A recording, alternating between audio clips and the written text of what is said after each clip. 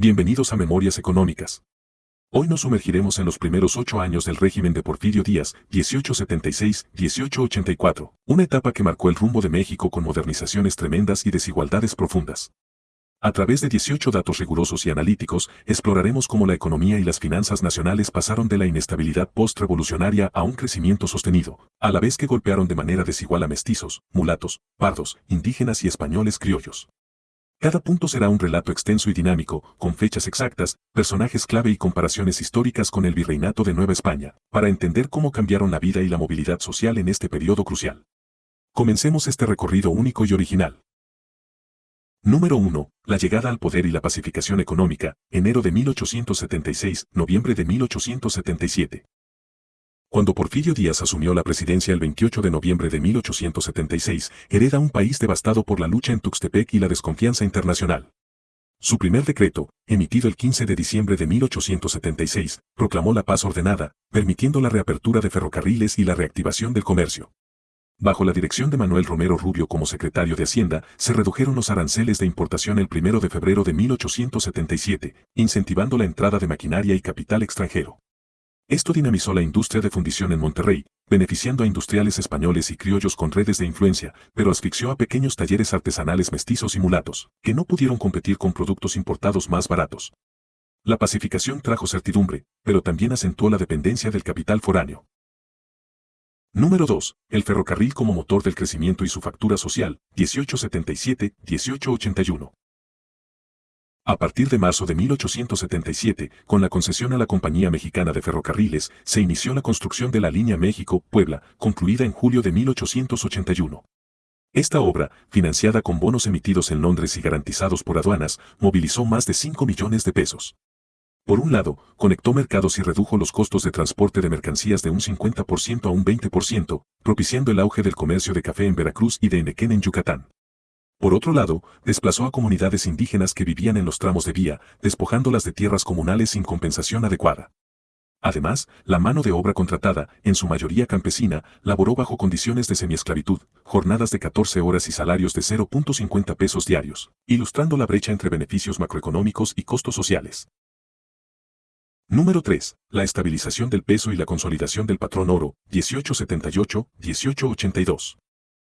El 1 de enero de 1878, el gobierno decretó el restablecimiento del patrón oro, equiparando el peso mexicano al dólar estadounidense con paridad fija de 1 a 1.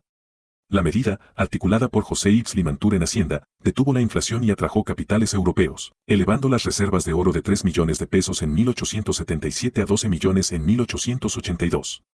Sin embargo, condicionó la política monetaria a las fluctuaciones internacionales, beneficiando a los grandes exportadores de plata y a bancos extranjeros, que emitían cerca del 60% de la nueva moneda, mientras pequeños agricultores y comerciantes urbanos carecían de acceso al crédito en moneda fuerte.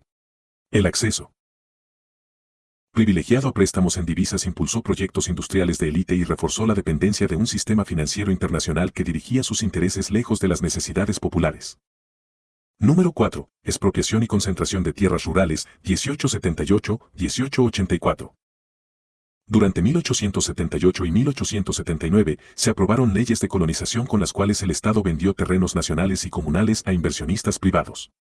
En apenas 4 años se entregaron 2 millones de hectáreas a empresas británicas y francesas dedicadas a la explotación del algodón y el caucho, desplazando a campesinos mestizos y pueblos indígenas de Chiapas y Oaxaca.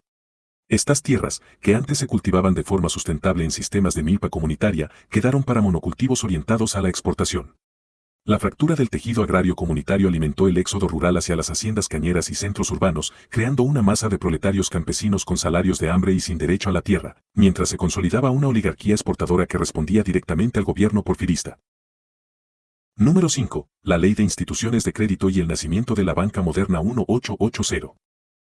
Con la promulgación de la Ley de Instituciones de Crédito el 19 de marzo de 1880, se reguló la creación de bancos y se facilitó la entrada de capital extranjero.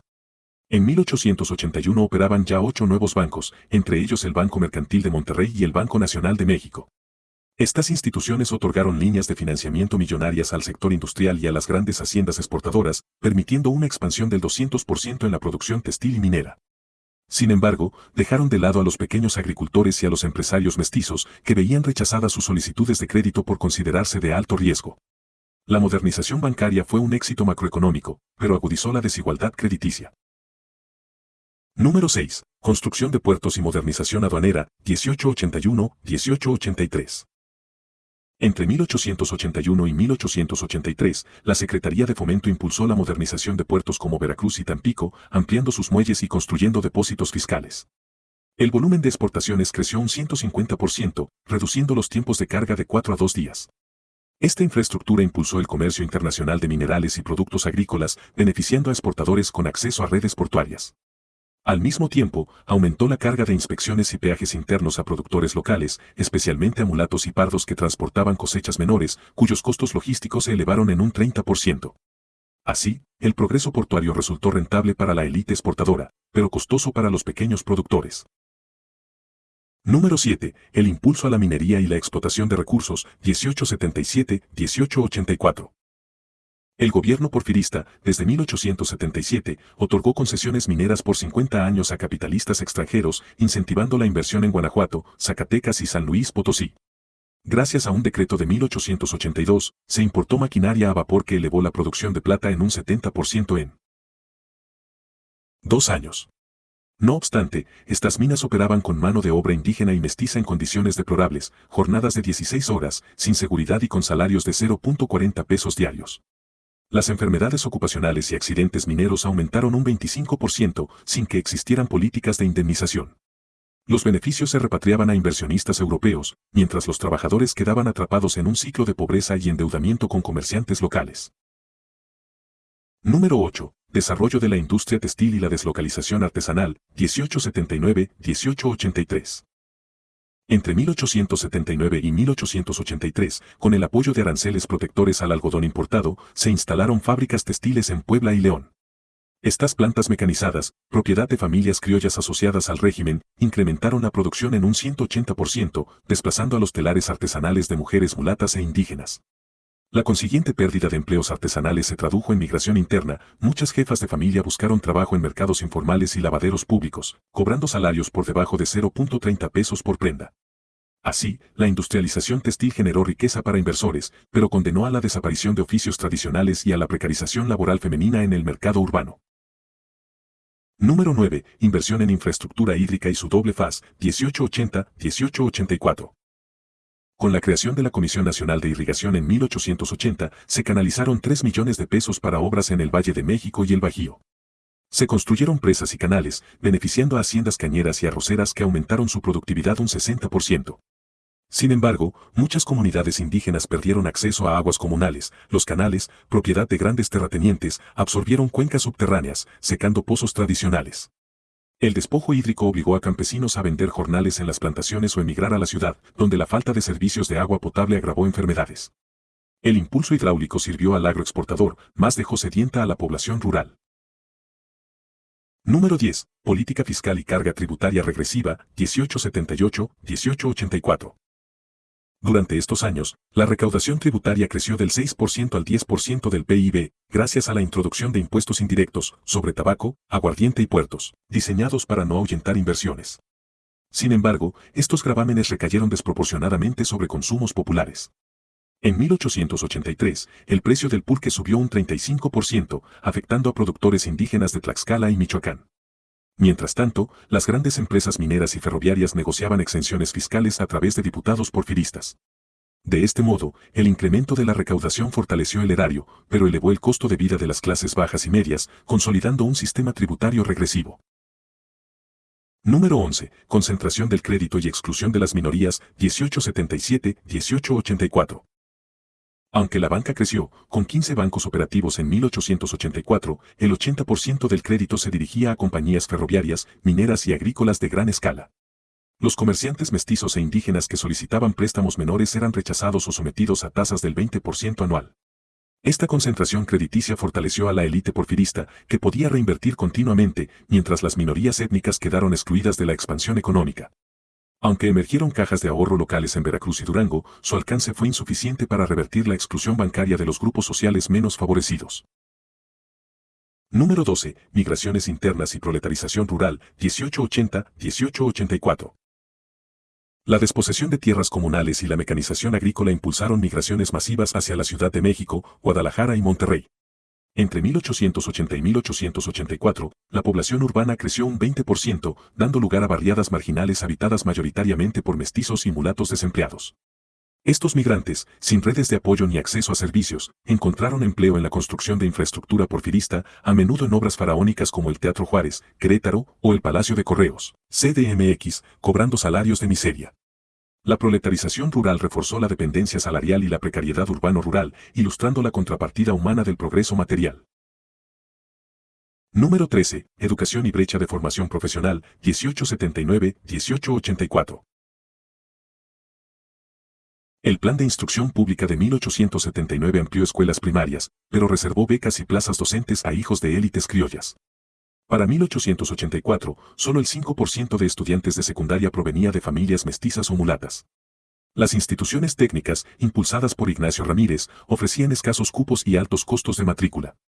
Esto consolidó un sistema educativo excluyente, la nueva burocracia porfirista y la naciente élite profesional, abogados, ingenieros y contadores, eran casi exclusivamente criollos, mientras los mestizos y pardos quedaron confinados a oficios manuales y carecieron de la formación necesaria para ascender socialmente. Número 14. Salud pública y epidemias en barrios populares, 1881-1884. La construcción de acueductos y letrinas en la capital redujo brotes de cólera en 1882, pero no llegó a colonias periféricas habitadas por migrantes rurales. En 1883, la tasa de mortalidad infantil en Iztapalapa alcanzó el 20%, frente al 8% en la colonia Roma.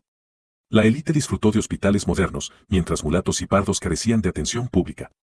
La disparidad en infraestructura sanitaria evidenció que las inversiones estatales privilegiaron a zonas de alto valor inmobiliario, profundizando desigualdades en salud y calidad de vida. Número 15. Legislación laboral y ausencia de derechos obreros 1884. En 1884 se aprobó el Código de Trabajo, pero sin disposiciones efectivas de seguridad social o jornadas máximas. Se consagró el principio de libre contratación, que permitió a patrones rescindir empleos sin indemnización. En fábricas textiles de Puebla y minas de Guanajuato, los obreros seguían sometidos a diciembre de 14 horas diarias y no tenían acceso a servicios médicos ni pensiones. Mientras la modernización jurídica preparaba la base legal para grandes inversionistas, consolidaba la precariedad laboral de las mayorías étnicas y obreras. Número 16. Comparativa con el virreinato, oportunidades formales vs exclusión real. Bajo la colonia, las élites criollas accedían al comercio de plata y mantenían una estabilidad monetaria limitada por flujos de metales. El porfiriato ofrecía formalmente libre industria y propiedad privada, pero concentró oportunidades en grandes capitales y redes políticas. Para 1884, la movilidad social real de mestizos y pardos era inferior a la vivida en el siglo XVIII, cuando artesanos indígenas podían ascender a maestros gremiales. La modernidad porfirista, lejos de democratizar el acceso al bienestar, reforzó jerarquías profundas heredadas de la colonia. Número 17. Impacto diferencial, españoles criollos vs pueblos originarios. Los descendientes de españoles criollos, vinculados al poder, expandieron sus holdings mineros y agrícolas gracias a crédito barato y exenciones fiscales. En contraste, pueblos originarios de Oaxaca y Chiapas soportaron despojos de tierra y cargas tributarias crecientes. Estudios de 1883 indican que la renta per cápita de indígenas era apenas un 30% de la de criollos.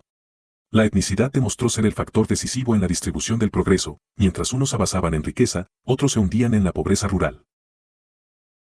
Número 18. Legado y divisiones al cierre de 1884. Al concluir el octavo año porfirista, México exhibía un impresionante crecimiento anual promedio del 4% y conectividad ferroviaria nacional. Sin embargo, el 50% de la población vivía en pobreza extrema y carecía de acceso a tierra, crédito y educación. Las élites criollas y extranjeras consolidaron su posición, y las minorías étnicas sobrevivían en economías de subsistencia.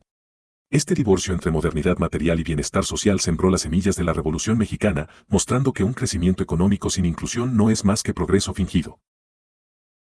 En conclusión, hemos recorrido cómo, entre 1876 y 1884, el porfiriato transformó la economía mexicana con ferrocarriles, minería y banca moderna, al tiempo que profundizó desigualdades étnicas y sociales. Mestizos, mulatos, pardos e indígenas compartieron avances en infraestructura, pero quedaron rezagados en acceso al crédito, la educación y los derechos laborales.